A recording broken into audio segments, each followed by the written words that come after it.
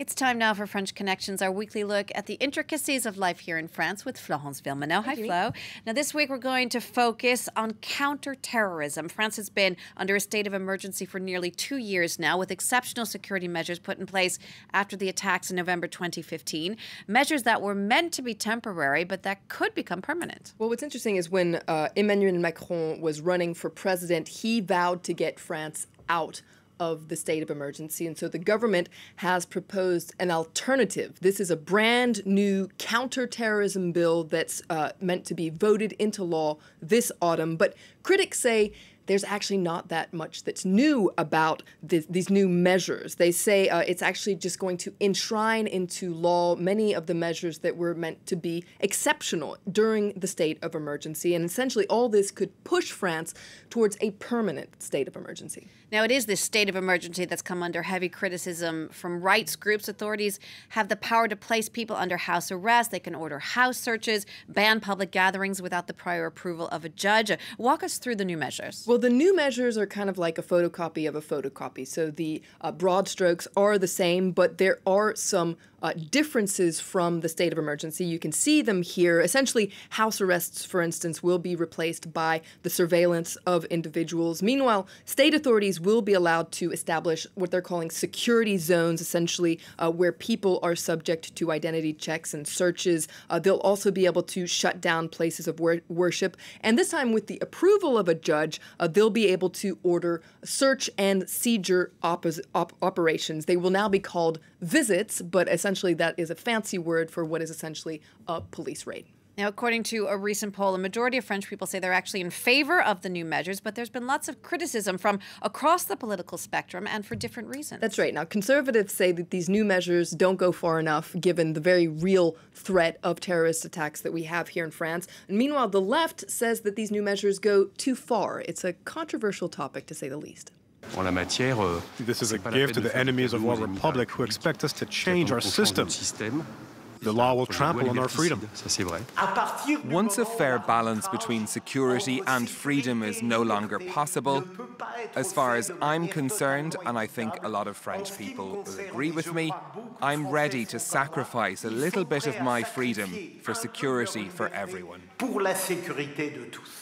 Now, this is a big deal here in France, but a lot of people are paying attention outside as well. You have UN experts who have actually weighed in, calling on France to bring these new measures into line with international rights obligations. Now, if you have traveled to France in the past couple of years, you might have noticed military personnel patrolling the streets of not just Paris, but lots of big cities in France, guarding major tourist sites. And that's also part of these official anti-terrorism measures. That's right. Patrolling soldiers has, I guess, become the new normal here in France. Now, part of this is part of something called the Plan Vigipirate, which has been around for decades, where soldiers patrol areas like airports, train stations, tourist sites, etc. But following the Charlie Hebdo attacks in January 2015, the government reinforced the Plan Vigipirate with something called the Opération Sentinelle. These are some 10,000 soldiers patrolling sensitive locations around France, including 7,000 soldiers in the Paris region, so quite a lot in the Paris region. It's a very costly operation. It costs about €1 million a day, but many people say it's worth that cost just to feel safe. Even if it's dangerous for them, it's necessary for us. A soldier's mission is to protect civilians. That gives the tourists a lot of safety feeling to come to Paris, because otherwise I didn't come. The other day, an old lady stopped me in the street to tell me how reassuring our presence is, and not just regarding the threat of terrorism, but also delinquency. It was touching. It made me realize that what we're doing isn't useless.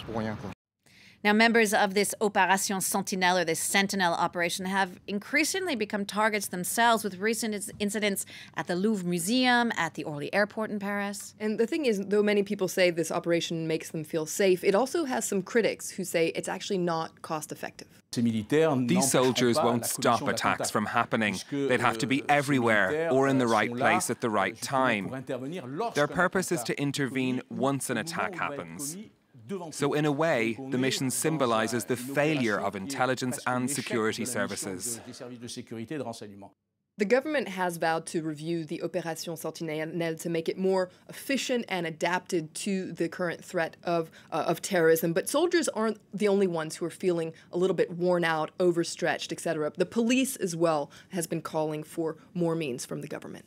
Now, anti-terrorism means patrolling the streets, of course, but it also means more intelligence work. And France has a large number of spy agencies. France has a half dozen agencies that are dedicated to intelligence work. Now, two of the main ones that you'll hear a lot about have confusingly similar names or acronyms, I guess you could say, and they are our word du jour or our acronyms du jour. You can see you have the DGSE, that's the Direction Générale de la Sécurité Extérieure. It's the Foreign Intelligence Agency that answers to the Ministry of Defense. And you have the DGSI in France. That is the Direction Générale de la Sécurité Intérieure. It's the Domestic Intelligence Agency that answers to the Ministry of the Interior. Now, critics say that there are too many of these agencies and they don't communicate efficiently amongst themselves. And here, once again, the president has vowed to fly to the rescue. Emmanuel Macron wants to set up a national counter-terrorism center, a one-stop shop,